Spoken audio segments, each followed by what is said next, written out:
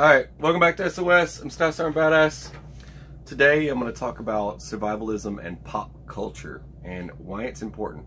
I'm not really going to, the video's not really about just the pop culture aspect of it.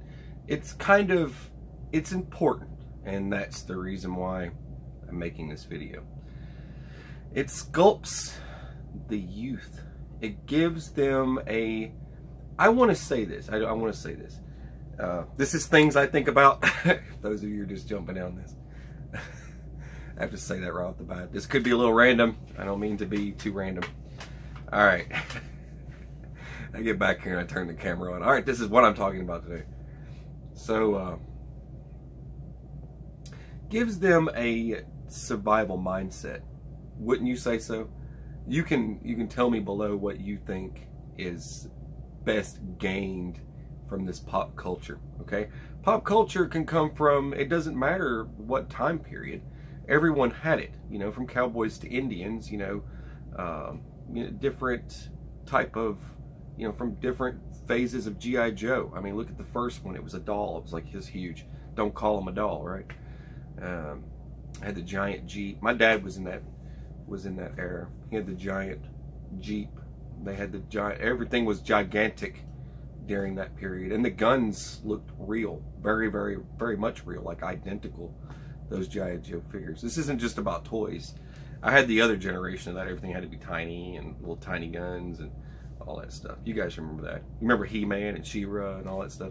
So you had to have both, right? You had to have both.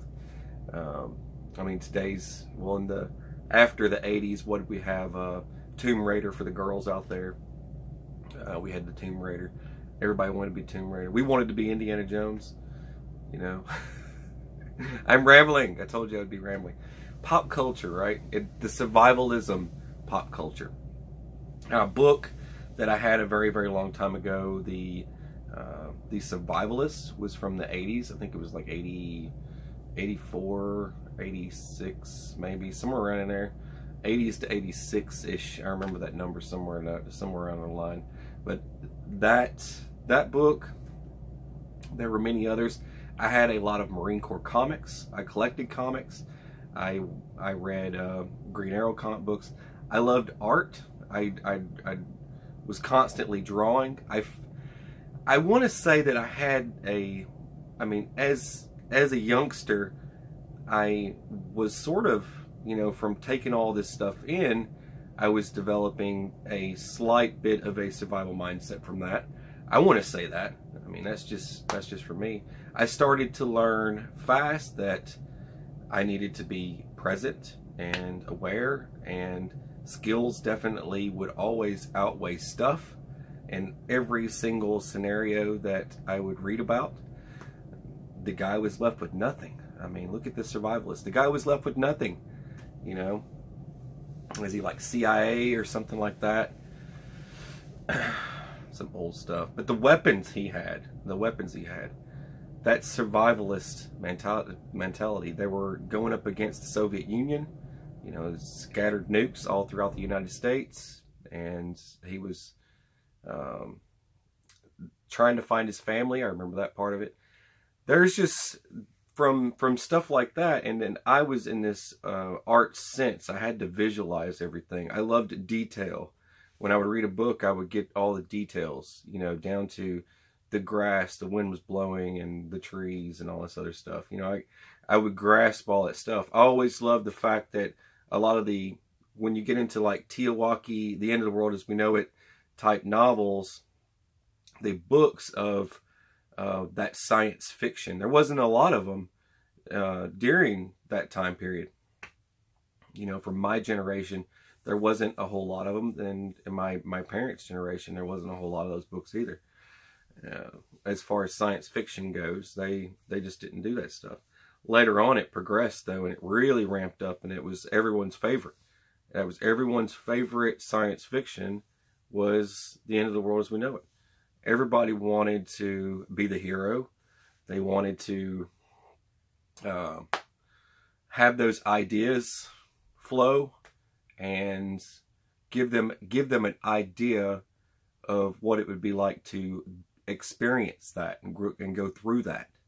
So I would definitely say I was a big fan of those science fiction novels. I'd definitely say that. I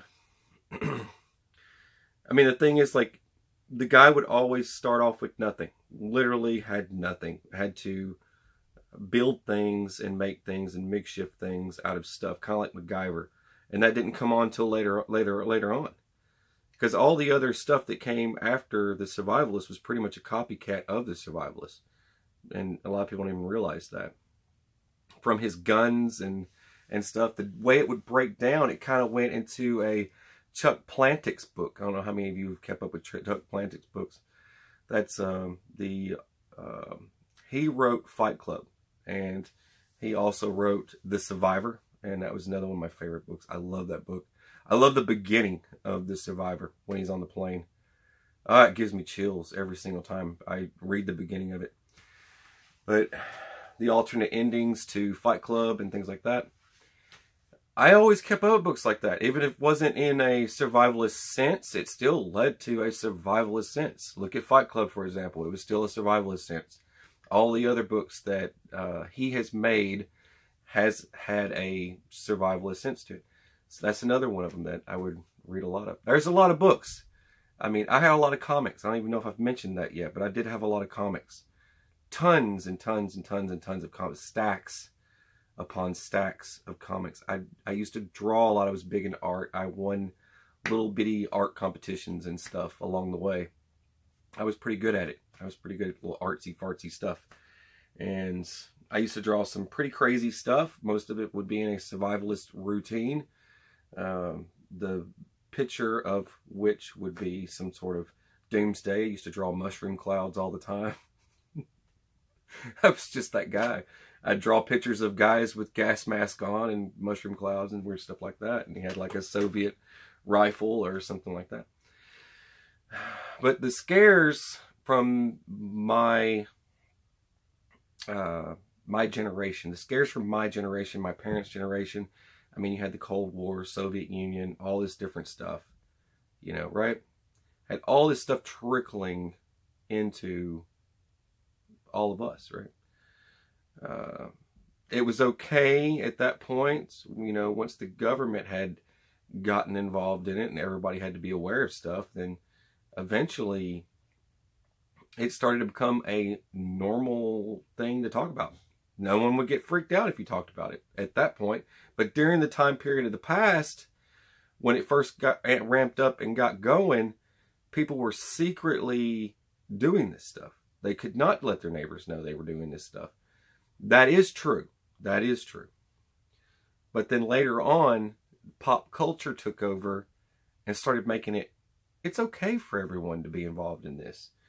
And that's why I'm kind of doing this, because pop culture, you know, with teens, youth, stuff like that, that phase, it is a good thing. It is a good thing.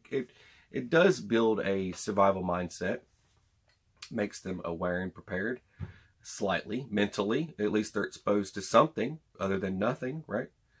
You know, you don't want to have to break down all this stuff for them. At least that way their imagination can do the work. You know, I'm talking about teens. I'm not talking, don't give a comic book with blood and guts to your 5-year-old. You get the point.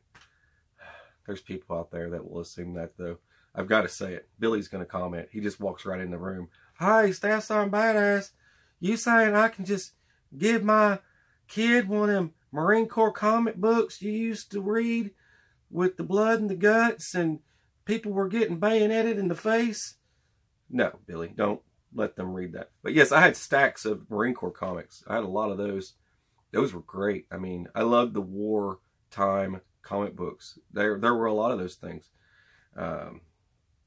I did mention I was a big fan of the Green Arrow stuff. I was always a big fan of anything that involved archery, Robin Hood, all that cool stuff. Yes, I was that guy. It's okay. I didn't go to Renaissance fairs. That was Sippy Cup. I'm just kidding. She did a few times back in the day in her youth. But anyways, she was more of an X-Men kind of person. She slid that route. Aliens, X-Men, and all kinds of weird, creepy stuff, scary movies. She was a horror movie type person. She liked scary stuff, the freakiest stuff. There's no way there. I don't think you can seriously scare Sippy. I don't think it's possible to scare her. She will sit and watch the funkiest stuff, and doesn't faze her. Just aliens. I just, those creepy, slimy aliens, I could not get it. I'm digressing. That's alien survival. That's also science fiction. That's also includes alien invasions. Alien invasions, also Teotihuacan. Just so you know. I'll make you aware of that. It's true. Zombie apocalypse as well. Look at what happened. Just moving into this, and we'll kind of wrap this up. What I'm saying here. I mean, look at The Walking Dead, for example. Look at all the, yes, I said it. You know, and a lot of people out there that tell me, hey, have you watched Walking Dead yet? You should probably watch that. And then I go, all right, I'll start watching this. All right, let's see what he's saying. You know what I mean? But a lot of people would tell me, have you watched this, or you should watch that. And they would carry around the Walking Dead coffee mug and stuff like that. And they had the Daryl biker vest, and they rode their Harley on the weekend wearing it, you know, with the little angel wings. They were, you know, a lot of those people that were big into that stuff, oh, they don't have anything to do with it now. You know, it's just, you say Walking Dead, and they're like, oh, I'm walking away. I'm not going to talk to you anymore. But it's just weird. There's a lot of people that are like that. You know, the fans that used to be fans of that stuff. You know, they don't want anything to do with it now. You know, it's like, okay, you were a fan. You still have the coffee mug up in your thing. I don't want to hear it. But anyways, they don't want to hear it now.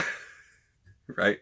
But that's a good thing. It's a good thing. Look how many people got involved in that stuff. And there's stuff coming down the pipes. Like, you know, we were just talking. That's the rumors, you know, now that the government's fired back up and it's going again, the CDC is going to start going into this whole back into the videos of yesterday with kids and duck and cover and all that stuff, and it's not going to be a good thing, but for some, but they are going to raise awareness of that stuff. And what happens after they raise awareness of that stuff? A lot of pop fiction's gonna pop culture's gonna pulp fiction too, yeah. Pop culture, you know, all that stuff. Movies, you know, there's just a lot of good stuff, man. I mean, there's a lot of great movies out there that came on afterwards, and then there's a lot of great books and a lot of good stuff to read and study. But it is a good thing. It's good to help with a good mental preparedness. At least you have an idea. You can use your imagination. You can be creative in your own mind without being hurt, right? So that's just my points from this. That's kind of what I wanted you to take from it. And it has helped this, you know, get people more prepared. A lot of people get ideas from what they read. You know, the different books out there that it stops in the middle of the storyline to describe to you, your hero is breaking down in detail a firearm he's putting together, or breaking down in detail how he just built a firearm from nothing. You know what I mean? It's always good. It's not just firearms, but, you know, other things, water filtration, stuff like that. It's always good to hear the hero comes up with something out of nothing, complete nothing. So that definitely was my error. You can tell me yours, what it was for you, at the end of this in the description. If there was a favorite of yours, a favorite book, a favorite movie, whatever it is, just comment below. Tell me what it is. I'd love to know.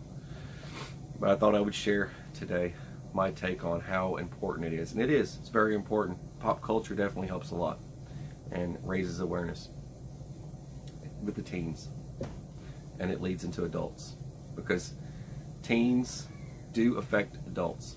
They inspire. They come home and say, hey, Mom, Dad, whoever, Uncle Bob, guess what I just read? You should read this. It's good. All right, but it kind of goes into like the children's books and stuff, right? I don't want to get too far down the rabbit hole, but there are a lot of prepper children's books, and I've been looking at a lot of those lately. Thank you, all those people out there that are making, the other preppers out there that are making those videos, that are speaking on behalf of those child books. I really appreciate all that stuff.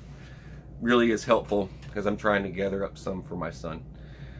All right, God bless you guys and gals. You're watching SOS. I'm Staff Sergeant Badass. Have a beautiful, fabulous, fantastic day, and take it easy. Rainbows and unicorns. Don't forget that. They're everywhere. Watch out.